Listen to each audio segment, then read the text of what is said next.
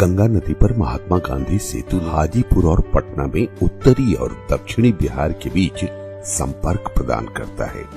मई 1982 में उद्घाटित महात्मा गांधी सेतु बिहार के लिए एक जीवन रेखा पुल है। हाल के वर्षों में आर्थिक विकास की तेजी के कारण इस पुल पर वाहनों की आवाजाही बहुत बढ़ गई, जिस हेतु इसके पुनरुद्धार की आवश्यकता पड़ी। कई जांच पड़ताल के बाद सड़क परिवहन और राजमार्ग मंत्रालय और बिहार सरकार ने एक महत्वपूर्ण निर्णय लिया कि संपूर्ण रूप से इसका सुपर स्ट्रक्चर बदल दिया जाए। हालांकि जो वर्तमान सब स्ट्रक्चर और नींव जो ठीक हालात में है उन्हें रहने दिया जाए। इस योजना की कुल लागत 1742 करोड़ रुपया है तथा ये कार्य एफकॉन से बोस्ट के द्वारा कराया जा रहा है। वर्तमान 4 lane RCC balance cantilever super structure के स्थान पर फुटपाथ, यूटिलिटी कॉरिडोर और एलईडी प्रकाश सुविधा के साथ स्टील ट्रस सुपर स्ट्रक्चर का निर्माण किया जा रहा है। 5.575 किलोमीटर तक फैला महात्मा गांधी सेतु नदी के ऊपर भारत के सबसे लंबे सेतुओं में एक है। पहले चरण में संपूर्ण अपस्ट्रीम लेन के यातायात को वर्तमान डाउनस्ट्रीम लेन में मोड़ दिया गया। महात्मा गांधी सेतु के भार को कम करने के लिए हल्के वाहनों के लिए पास में एक पीपा पुल का निर्माण भी कराया गया। अपस्ट्रीम लेन के निर्माण के समय भारी यातायात को राज्य सरकार द्वारा बहुत सुचारू रूप से प्रबंधन किया गया। इन सारी व्यवस्थाओं को करके अपस्ट्रीम पुल को तोड़ने का काम प्रारंभ किया गया। वर्तमान पुल 121 मीटर प्रति स्पैन पाट के हिसाब से 46 पाटों में फैला है। इनमें से 26 सूखी भूमि पर, 10 मौसमी बहाव क्षेत्र में और शेष 10 पानी के ऊपर है।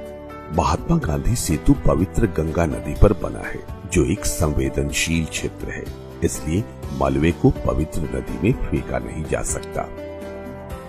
इस परियोजना में पर्यावरण की सुरक्षा का ध्यान रखते हुए 75,000 घन मीटर के कंक्रीट तोड़कर हटाया जा रहा है, जो कि अपने आप में बहुत कठिन काम है। इस परियोजना का अनुश्रवण पथ निर्माण विभाग द्वारा बहुत ही सूक्ष्मता से किया गया।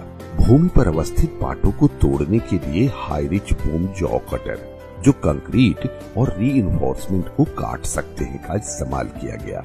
साथ ही साथ पर्यावरणीय प्रदूषण कम करने के लिए धूल कण विरोधी सप्रेशन सिस्टम प्रदान किया गया। भूमि और जल पाटों से कंक्रीट के टुकड़ों को एकत्रित कर लिया जाता है और मलबा संभालने वाले यार्ड में भेज दिया जाता है, जहां उन्हें आकार बदलकर फिर से प्रयोग के लिए वर्गीकृत कर लिया जाता है और जिसका पर्यावरण पर कम से कम प्रभाव पड़े। तोड़ने के बाद नए सुपर स्ट्रक्चर को सहारा देने के लिए बचे हुए पायर पर परिवर्धित पायर कैप का निर्माण किया गया है। उसके बाद स्टील के नए सुपर स्ट्रक्चर, जो प्रत्येक 720 टन के हैं और जिसमें देश के अलग अलग स्थान पर बनाए मेंबर हैं, को जोड़ा और पायर कैप के बीच खड़ा किया गया है। इस स्ट्रक्चर में हाई स्ट्रेंथ स्टील का इस्तेमाल किया गया है, जैसे कि भारत भर के दूसरे पुलों यथा रेलवे ब्रिज जैसे चेनाब रेलवे ब्रिज जम्मू और कश्मीर, जेपी सेतु रेल सह सड़क ब्रिज पटना बिहार, बोगीबिल रेल सह सड़क ब्रिज परियोजना असम में उपयोग हुआ है। इस स्टील को इस प्रकार बनाया गया है ताकि नए पुल की जीवन अवधि 100 साल की हो। नए सुपर स्ट्रक्चर को खड़ा करने के लिए 66,360 मीट्रिक टन का स्टील और लगभग 25 लाख नट बोल्ट का इस्तेमाल हो रहा है। भूमि के ऊपर ट्रसेस को खड़ा करने के लिए ग्राउंड सपोर्ट सिस्टम का इस्तेमाल किया जा रहा है। जल क्षेत्र के पाटों के लिए कैंटिलीवर इरेक्शन मेथोडोलॉजी का इस्तेमाल बिना किसी तल के सहारे के स्टील ट्रस को खड़ा करने के लिए किया जा रहा है। उसके बाद स्टील सुपर स्ट्रक्चर के ऊपर आरसीसी डेक और वेयरिंग कोट का निर्माण किया जा रहा है। अग्रणी अभियांत्रिक मानकों का इस्तेमाल करके नया सुपर स्ट्रक्चर महात्मा गांधी सेतु के जीवन को बढ़ा देगा।